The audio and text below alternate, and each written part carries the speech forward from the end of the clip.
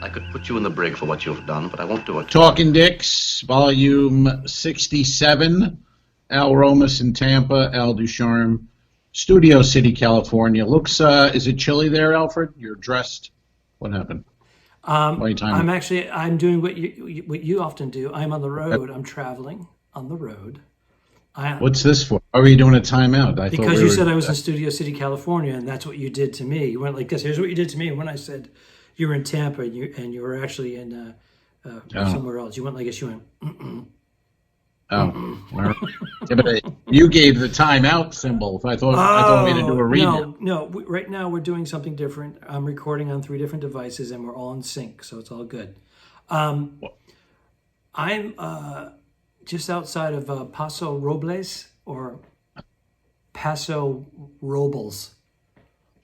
Anyways, it's wine country, and we're in an Airbnb. It's a nice Airbnb, and behind me, I'll show the folks at home, is a nice little landscape. So we're out in the wilderness somewhere. Mm-hmm. It's kind of like a farm.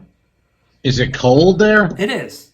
It's in the it's actually in the 50s now, but you look like you're dressed for to go hunting, maybe the end of a Dexter season finale. You look like you're going to kill some poor birds. And actually, this would be more of a hunter. This would be a deer hunter, right, rather than a duck hunter. A duck hunter, I think it would be like camouflage with. I don't know. I don't kill things for sport. I don't know how it goes. You know. Well, my father was a hunter, and I had gone on a few hunting trips with him in my youth, and I never shot anything. But I loved being out in the wilderness. I loved hiking. I loved having a firearm wrapped around me with a shoulder strap, and I love that whole aspect of it. But if I had to survive, I could shoot an animal and dress it and cook it without an issue. I don't think you could. Have you ever killed and dressed an animal? No, with fish, that's it. No, I've never shot, but I've witnessed it. I witnessed animals being dragged back to the camp and hung up and degutted. I've witnessed that quite a few times. Butchered, wrapped up, frozen. I witnessed it all the Dexter episodes. I've actually lived that, but using animals. Yes, but I saw it at a young age. My late father, Alfred Ducharme Sr., was about safety, and he always said, don't take anything for sport. Only take, meaning hunt, what you're going to eat and to feed your family. He was very old school about that. Do not overhunt, do not overfish. Just take what you need to feed your family. Of course, he'd give some away to the neighbors too, but it wasn't about the sport. It was about being in touch with nature. And if the shit hits the fan, you'll know how to survive. And guess what? This pandemic and election is making us think about that shit. So, watch out. That was quite a tale. Thank you. That was. Did you ever listen to Art Bell on the radio? Yeah. Remember Art Bell? You know what I mean? You drive home from a gig late night, Art Bell. AM talk radio, yes. Right. They would have someone like that talking, and that's what was great about him. But he was serious. I'm kidding. But he would go, fascinating. But he meant it. Like Mr. Spock? Fascinating. Yeah. But it would be like some guy would ramble about UFOs for 10 minutes. Then Art Bell would just say, fascinating. Because those people... But he meant it. He meant it. Yeah. Well, those people really believed it, too. They believed that they were abducted. Well, that was a crazy show to be. You do a gig, and you drive home at 2 a.m, and you hear some caller talking about the shadow people, and and Art Bell's going to agree with them, and you're looking around. You know what I mean? Well, you're driving through Pennsylvania on that stretch between Harrisburg and Allentown, and there's like nothing except like a 18-wheeler going too fast, and you're out there. Yeah, a lot of Christine, Stephen King's Christine. Right, all coked up and They're all got to make their deliveries. Got to get there, man. Got to make that drop. And remember in the old days? I remember being a kid. People used to tell me truck drivers are the safest drivers on the road. And then you grow up and start driving. You go, no, that's completely wrong. They're horrible. They are terrible. Well, terrible drivers. They do respect you. You know what it is? They don't get any respect from the regular passenger car. Passenger cars go by them and cut them off all the time. And but so do they. They hate that. Well, they're getting. Sometimes my experience is it was revenge. Why are you defending truckers? Because truck drivers. Because once you learn to communicate with them, it's much better for you. 9 out of 10. 10-4, good buddy. Smoky Bandits on the road. We got a whole long way to go and a short time to get there. Watch old Bandit run. What happens is if a truck driver puts his turn signal on to change in your lane, you turn your lights on or off or on. No, you flash them, and then they pull right in front of you, and then they flash you back. And there's a communication. And then when you go to pass them, you're in. That guy in the Honda Civic is awesome. I tell the broad I'm with to flash them, and then I go like this. There you go. So she goes like this? Yeah, and then I go like this, and it's a lot of fun. That's the. So when you did that gig with my wife Bernadette Pauley, she. Whoa, Jesus! What? When did that happen? You heard? I know nothing about that. All right. What? She said there were a lot of truckers on the road, and we took care of business. So you're on the road. This is your first.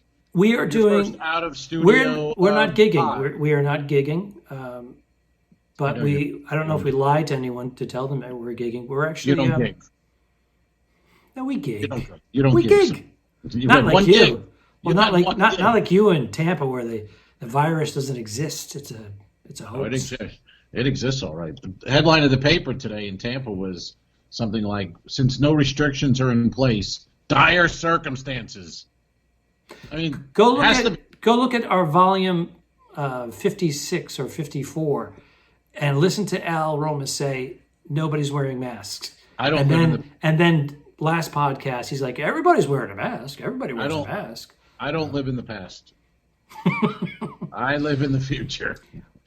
Well, let me tell you about my flood update. Yes. I have to update you on my flood at home. One of the reasons why we're out of it. There's fans going 24/7 for Are these 5 days. Of the Two Dicks? These are people who enjoy our work.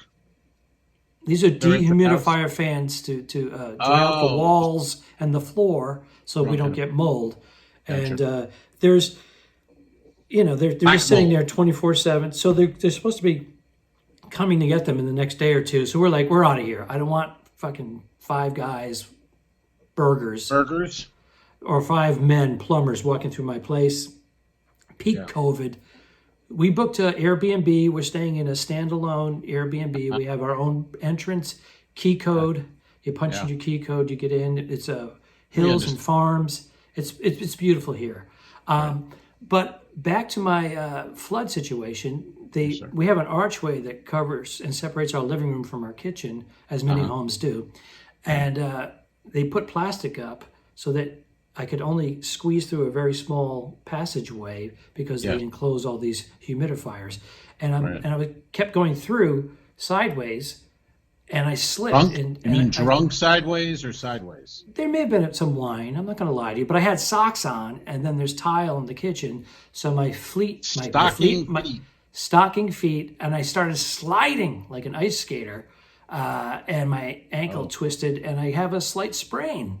So my lovely wife went to CVS and grabbed me a sprained ankle brace. I took some Aleve. It was swollen. The swelling has gone down, and it's feeling 85% better. So I'm happy about that. And I think I may go for a hike tomorrow because this wilderness out here is just that seems like crazy gorgeous. Look at that. Al, will you look at that? Yes, I'm looking. That would seem like the thing to do right after spraining an ankle. I would certainly recommend a hike. Well, I'm day 5 now. So they said mild sprains, usually just a few days to a week. And if you're not feeling any more pain, it's a ligament. Well, my ligament was stretched. It wasn't torn. I was fearful of a torn ligament. That's what a sprain is. Are you a doctor? WebMD, Google it. Of course, Google. So when it's stretched, it will Yes. heal much quicker in days. If it's torn, Stretched. it's gotta make its way back and connect itself. But anywho, that's my story. So hopefully when we get back, all the plumbing and repairs and the walls will be done, and the COVID will be over inside of our home. And you'll have, hopefully, you got rid of that black mold. Can you still say black mold? African American mold, and that's African American mold, yeah. or mold of color. But you don't want the fans there. Get rid of those fans. They're annoying. We like them. They're patrons, but we don't want them in your house. And those burgers from Five Guys are not the best. So When the there's, bag too greasy. The bag gets too greasy. do you know my Five wife has told me more than once? She said I cheated on you. I said what? She said yes. I had Five Guys when you were away. I know. And it's her little joke. Yes. It's it's the second time that I've mentioned it on the podcast, but And you took credit for the joke. You said it was yours. You lying. the story changes. The story changes. I knew that joke. All right, here's the truth. That's a good joke. She had said it seriously, and then I say it on stage as a joke. So I see. I stole a genuine observation by my wife, Okay. and I made it into a joke for my act. I got you. Okay. Understood. Yeah. Fascinating. How are you? How are you? I'm all right. I don't want to talk about What time is it? What time is it? Questions. It's questions. Questions, folks. You ask them on the Instagram, Insta2, Dudix1, whatever the fucking thing is, and we answer them. That's how it works. TWODICKS, the number 2. 2Dix2, at 2Dix2. Go. What he said. And I have not thought about this. I wrote it down, but I did not think about it, so it's fresh for me, too. If you could travel back in time, where would you go? Where would you go back in time? Where would you go? I would go back to episode 4 that we had to Deep Six. And we were, was that episode 4 or 6 at the Improv in Tampa? We went to the Improv. Yeah, I don't know. The good folks there at the Tampa Improv, we were performing as the Two Dicks, by the way, or promoting the show as the Two Dicks. We performed there, and we had access to the club during the day so we could shoot an episode. But they had some electrician on the ladder. He had a drill, zzz, zzz, zzz, and he said, "Don't mind me. Go ahead, keep filming." Zzz, zzz. And then the air conditioner, and it was like, "What are you talking about? We can't turn the air conditioner off. I'm working." So we had a Deep Six that episode. But no, that was a joke. That was a joke about reshooting that episode. Those were awful filming conditions. If I could go back in time and change something bad to good, I assume is that how this works? Well, usually I get usually this is go back, kill Hitler, whatever, baby Hitler, that kind of thing. You know what I mean? So back in time, if you could go back in time, where would you go? I would go. I don't know. Our friend Johnny Peasy, who played Easy Peasy in a great episode of The Two Dicks. I forget the title. What was the title of that one, Alfred? Turf War Dicks. Turf War Dicks. That was directed by John Beckmeyer, a real director and a film guy, and he was nice enough to step up, put me up in his firehouse, use the location. It was awesome. Yep. But go ahead. What would you reshoot? What would I reshoot? Nothing. I'm just saying. No, Johnny Peasy on his Facebook page posted a picture, a memory from a year or two ago, where he was outside the Woolton Fete in Liverpool, outside the doorway. And that's where McCartney and Lennon met. And I would go back. I think I'd go back to that day and hang out and see what happened, how it, you know what I mean? Because I know how it happened, but I think I might hang out at the Woolton Fete and see the meeting and watch, then sort of hang with those guys. And You would have changed the trajectory of the entire Beatles if you did that, because they would have been, look at this weirdo checking us out. What are you trying to do here, pal? Pick us up? We're not male prostitutes. Bugger off. I'm out of here. All right, John, I'm out of here too. And then they never got together after that because some pervert was checking them out. Why am I a pervert now? Why am I? Because you love the Beatles so much, they would have taken it the wrong way. I just want to see what happened. You were in love with the Beatles, all 4 members, maybe one member more than the other, but you would have projected this like psycho guy, like in the bushes, touching himself, and you would have changed everything. So I can't go? You're saying I shouldn't go? No, you should go. All right. It's either that or go back and meet your parents and make them break up before getting married. Would you one of those? Would you go to the Dakota back in 78, 79? 1980. Yeah, that's a good one. 1980? And stop the assassination of John Lennon? I like that one better. Well, there you go. Matter of fact, I would go with you. That's what I would do. I would go with you, and we'd hit him low and we'd hit him high as the 2 dicks. We'd be in our 2 dicks garb. Oh, that'd be awesome. But then we would be arrested for assaulting a citizen. He didn't do anything wrong at that time, although he has a gun. $50 fine, probation, 30 days. He has a gun. He has a gun, though. Yeah. An unlicensed gun. Right, unlicensed gun. And how did he fly on a plane with an unlicensed gun? Back in the day, you could smoke. No. Conspiracy theory, CIA. He was CIA. They wanted Lennon dead. Reagan. It's all conspiracy. There's a lot going on there. Fascinating. Well, I honestly don't remember. Yeah. But Nixon telling Reagan, this guy's a lot of trouble. Get rid of him. So the CIA finds a stooge in Hawaii, programs him, gives him a gun. He flies to New York, assassinates John Lennon. There you go, sir. I'm not a schmuck. Oh, crook. Yeah. But that's a good one. That's a good one. All right, we're at 17 minutes and 17 seconds. Wrap it up. That's a plenty, what am I, some guy off a boat? That's a plenty of podcast. Well, I'm going to pull a genie. No, really, don't mess with me, because I don't come down to the bus station and slap the dick out of your mouth when you're working, do I? Oh, get on up here, motherfucker!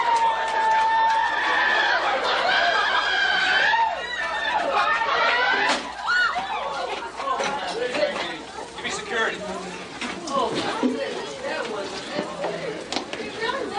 I'm sorry, man. The guy fucking came at me. What do you think, folks? No way. Okay, show them. All right.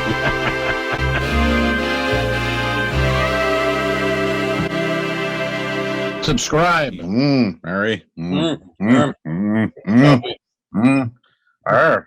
to patreon.com/forward the 2 dicks. If you shoot me, you won't see a cent of that money. Why?